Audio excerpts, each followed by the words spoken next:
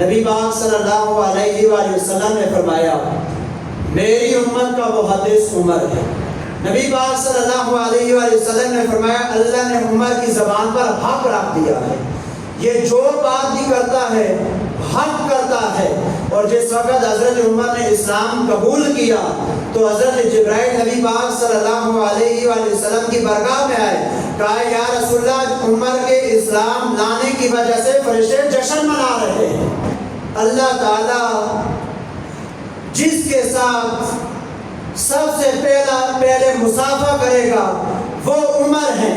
سب سے پہلے اللہ جس کا ہاتھ پکڑ کر جنت میں لے جائے گا وہ عمر ہے۔ حضور نے فرمایا میرا عمر جس راستے سے گزر جاتا ہے شیطان وہ راستہ چھوڑ کر بھاگ جاتا ہے۔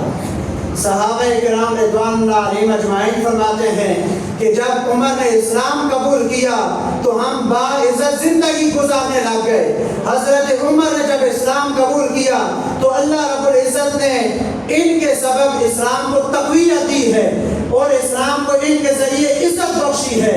صحابہ کرام فرماتے ہیں کہ جب بھی صالحین کا ذکر ہوتا ہے سر فہرست نام جو ہے وہ عمر کا ہے۔ مولا علی المرتضیٰ کرم اللہ وجہ الکریم فرماتے ہیں، آپ فرماتے ہیں کہ عمر اہل جنت کے چراغ ہیں۔ آپ نے فرمایا کہ جب عمر بولتا ہے تو عمر کی زبان سے سکینہ بولتا ہے، یعنی فرشتہ گفتگو کرتا ہے۔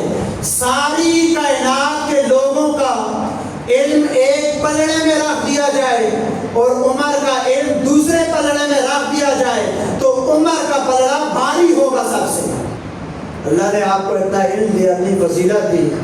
آپ فرماتے ہیں لولا علی لہلک عمر، اگر علی نہ ہوتے تو عمر ہلاک ہو جاتا۔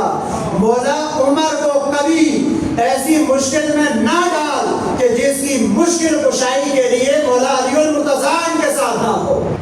حضرت عمر فاروق کی زندگی سے ایک ہی درس ہمیں ملتا ہے، ایک سبق ملتا ہے ان کی زندگی سے۔ وہ سبق کیا ہے کہ آل محمد کی غلامی اور محبت یہ نجات کی علامت ہے۔